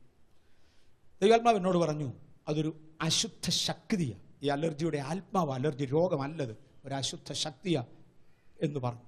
ഞാനതിനെ അങ്ങ് ശാസിച്ചു, കാര്യമായി ശാസിച്ചു. എന്നിട്ട് പോയി കിടന്നുറങ്ങി. പക്ഷെ ആ ശക്തി ഈ വ്യക്തിയിൽ വ്യാപരിപ്പാൻ തക്ക ഏതോ കാര്യം ഈ ആൾ ഉണ്ടാക്കി വെച്ചിരുന്നു. അത് ഞാനോട്ട് അറിഞ്ഞില്ല. എൻ്റെ അടുക്കുന്ന രോഗിയെ ഞാൻ പ്രാർത്ഥിച്ചു വിട്ടു. പക്ഷെ ആ ശക്തി നിശ്ചയമായിട്ടും എനിക്കെതിരെ ഉണ്ട്. എന്നെ ഒന്നും ചെയ്യാൻ അതിനൊത്തില്ലെന്ന് മാത്രം. ഒരു ചാൻസിന് വേണ്ടി വെയിറ്റ് ചെയ്യാൻ. പിറ്റേ ദിവസം രാവിലെ ബ്രേക്ക്ഫാസ്റ്റ് കഴിച്ചേച്ച് പെട്ടെന്ന് ഞാൻ വന്ന് ഫ്ലൈറ്റിൽ കയറി. ശരീരമെല്ലാം കൂടെ ചൊറിയാൻ തുടങ്ങി. എൻ്റെ ഇടവും വലവും ആളുണ്ടായിരുന്ന കാരണം ചൊറിയുന്നത് തന്നെ ഭയങ്കര ബുദ്ധിമുട്ടായിരുന്നു. പിന്നെ ഒത്തതുപോലൊക്കെ ചൊറിഞ്ഞു. ഞാൻ അടുത്ത പട്ടണത്തിൽ വന്ന് ഇറങ്ങിയപ്പോഴത്തേക്ക് എനിക്ക് നിൽക്കാനും ഇരിക്കാനും വയ്യാന്നൊരു സിറ്റുവേഷനായി. ഞാൻ എന്നെ സ്വീകരിക്കാൻ വന്ന കർത്താവിൻ്റെ ദാസനോട് പറഞ്ഞു, പാസ്റ്റർ ഇങ്ങനെ എനിക്ക് ദേഹമെല്ലാം വല്ലാതെ ചൊറിയുന്നു, എനിക്ക് വയ്യ. അപ്പം അദ്ദേഹം പുറത്ത് നോക്കി പറഞ്ഞു, അയ്യോ അപ്പടി ബ്ലഡാ. കാര്യം ചൊറിഞ്ഞതൊക്കെ പൊട്ടി. ഞാൻ വീട്ടിൽ ചെന്ന് ബനിയൻ ഊരുമ്പോൾ കംപ്ലീറ്റ്ലി ബ്ലഡാണ് ശരീരം. ഞാൻ പറഞ്ഞു ഇമ്മീഡിയറ്റ്ലി ഹോസ്പിറ്റലിൽ അഡ്മിറ്റ് ആയേ പറ്റും. മീറ്റിംഗ് നടക്കില്ല, ഒന്നും നടക്കില്ല. ഞാൻ പറഞ്ഞു അബദ്ധം പറ്റിയത് ഇങ്ങനെ ഒരു അലർജിയെ ഞാൻ ശാസിച്ചിരുന്നു. പ്രാർത്ഥിച്ചില്ല നല്ല പ്രാർത്ഥിച്ചു. കാര്യം ഒരു വീട്ടിൽ നിന്ന് പ്രാർത്ഥിക്കാതെ കഴിച്ചാൽ പിന്നെ അവർ അതിൻ്റെ പുറകെ വരും. അതുകൊണ്ട് ഒരു പ്രാർത്ഥന പ്രാർത്ഥിച്ചു. ഫ്ലൈറ്റ് എപ്പോഴാണ് പോകുന്നതെന്ന് ഓർത്തുകൊണ്ടാണ് ഞാൻ ഇതിന് പ്രാർത്ഥിച്ചത്. അത് തിരിച്ചടിച്ച. അതിനുശേഷം ഒരു തീരുമാനമെടുത്ത് ഇനി ഫുഡിന് പ്രാർത്ഥിച്ചാൽ ആ ഉഴപ്പം പ്രാർത്ഥനയില്ല. ഇതിനപ്പം നമ്മൾ ഈ ചൊറിഞ്ഞ് പിടിച്ച് നടക്കുന്നത്. അങ്ങനെയാണെങ്കിൽ ഫുഡിന് പ്രാർത്ഥിക്കുന്ന കാര്യമാണ് ഞാൻ പറഞ്ഞത്. ഒരു സ്റ്റേജിൽ ഒരു മൈക്കും ഒക്കെ എടുത്ത് ദൈവവചനത്തിൻ്റെ മുമ്പിൽ നിന്ന് പരിശുദ്ധാത്മാവ് ഗൈഡ് എന്നൊക്കെ പറഞ്ഞാൽ ഐ മീൻ ഇറ്റ്. ദൈവാത്മാവ് എന്നെ നയിച്ചാൽ. ഞാനിവിടെ എടുക്കാൻ ആഗ്രഹിച്ച ഒറ്റ മെസ്സേജ് പോലും ഇതുവരെയും കംപ്ലീറ്റ് ചെയ്തിട്ടില്ല. കർത്താവ് വരാൻ താമസിച്ചാൽ ആയുസ് ഉണ്ടെങ്കിൽ നമുക്ക് അന്ന് നോക്കാം. ഇതുവരെയും കംപ്ലീറ്റ് ചെയ്തിട്ടില്ല. ദൈവാത്മാവ് നയിച്ചാൽ ഇതിൻ്റെ അടുത്ത ഭാഗത്തേക്ക് പോകും. ഇന്ന് അവകാശമെന്ന പ്രതിഫലം നിത്യതയിൽ വാങ്ങുവാൻ അഗ്നിജ്വാലയ്ക്കൊത്ത കണ്ണുമായി സകല രഹസ്യങ്ങളും കാണുന്നവൻ്റെ മുമ്പിൽ നിന്ന് നന്ന് നല്ലവനും വിശ്വസ്തനുമായ ദാസനെ ദാസിയെ എന്ന വാക്ക് കേൾക്കാൻ കഴിയുമോ? ഇല്ലെങ്കിൽ ഒരു തീരുമാനം നമ്മുടെ ജീവിതത്തിലെടുക്കാൻ കർത്താവേ ആത്മാർത്ഥതയെന്ന് ഇന്ന് വരെയുള്ളത് തീർന്നു. ഇതാ അടുത്ത പടിയിലേക്ക് കയറാൻ പോവുക. ഒരു പുതിയ സമർപ്പണം. ഇന്നും കർത്താവിന് വേണ്ടി ഓടുന്നവരെ, ആത്മാർത്ഥത എന്നത് പറയാൻ കഴിയുന്നവരെ ഇച്ചിരൂടെ സ്പീഡിൽ ഓടുവാൻ അടുത്ത പടിയിലേക്ക് ഉയരാൻ പോകുകയാണ്. കർത്താവ് എന്നെ ഉയർത്തണമേ എന്ന് നമുക്ക് ദൈവത്തോട് പറയാം. കണ്ണുകൾ അടയ്ക്കാം.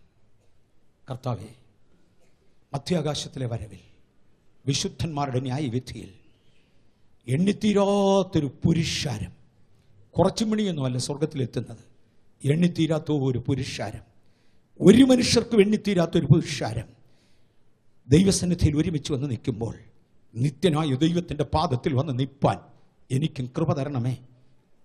അന്ന് ലജ്ജിച്ചു മടങ്ങാനല്ല, സകല രഹസ്യങ്ങളും വെളിപ്പെട്ടു വരുമ്പോൾ, സകല രഹസ്യങ്ങളും വെളിപ്പെട്ടു വരുമ്പോൾ ഗോഡ് ദൈവ മുമ്പിൽ നിൽപ്പാൻ കൃപ തരണേ എന്ന് പറയാം. ദൈവാത്മാവ് എന്നെ ഒരു കാഴ്ച കാണിക്കുന്നു. ഒരു വ്യക്തി കുളിക്കാൻ വേണ്ടി ഒരു നദിയിലിറങ്ങി. ആളുകൾ വന്ന് നദിയുടെ കരയിൽ നിൽക്കുമ്പോൾ തൻ്റെ തല മാത്രമേ കാണത്തുള്ളൂ, നഗ്നതയുടെ ലജ്ജ വെളിവല്ല. കാര്യം വെള്ളത്തിനകത്ത് അദ്ദേഹം കുളിക്കാൻ ഇറങ്ങിയതാണ്. ദൈവാത്മാവിനെ പെട്ടെന്നൊരു കാഴ്ച കാണിക്കുന്നു. ഒരു ചിറ പൊട്ടിയ വെള്ളം അങ്ങ് ഒഴുകിപ്പോകുന്നു. ഈ വ്യക്തി നഗ്നനായി മനുഷ്യന്റെ മുമ്പിൽ നിൽക്കുന്നു. കൃപായുഗം തീരും, നാം നിത്യതയിലെത്തും. സകല രഹസ്യങ്ങളും കുളിക്കുന്ന ഒരു മനുഷ്യൻ നഗ്നനാണെന്ന് എല്ലാവർക്കും അറിയാം. പക്ഷേ അതിനകത്തൊരു പ്രശ്നവുമില്ല. ഇവിടുത്തെ ഭാഷയിൽ എല്ലാവരും ബലഹീനരാണെന്ന് അറിയാം, ഒരു തെറ്റുമില്ല. എന്നാൽ ഈ കൃപ അങ്ങ് മാറുന്ന ഒരു സമയം വരും. ചിലർ നിത്യലജ്ജയ്ക്ക് വേണ്ടി എഴുന്നേറ്റ് വരും. എൻ്റെ ജീവിതത്തിൽ അത് വരാതിരിക്കുവാൻ ഇന്ന് ദൈവകരങ്ങളിൽ ഒന്ന് ഏൽപ്പിച്ചു കൊടുക്കാം. കർത്താവേ, തൃക്കരങ്ങളിൽ തരുന്നു. കപടത ഞങ്ങളുടെ ജീവിതത്തിൽ വരാതെ ആത്മാർത്ഥതയുടെ അടിത്തട്ടിലേക്ക് ഞങ്ങളെ ഏൽപ്പിക്കുന്നു. തമ്പുരാൻ ഞങ്ങളെ സഹായിക്കണം. ദൈവകൃപ ഞങ്ങളുടെ മേലിരിക്കണേ. മഹത്വം അങ്ങ് എടുക്കണേ. യേശുവിൻ്റെ നാമത്തിൽ തന്നെ.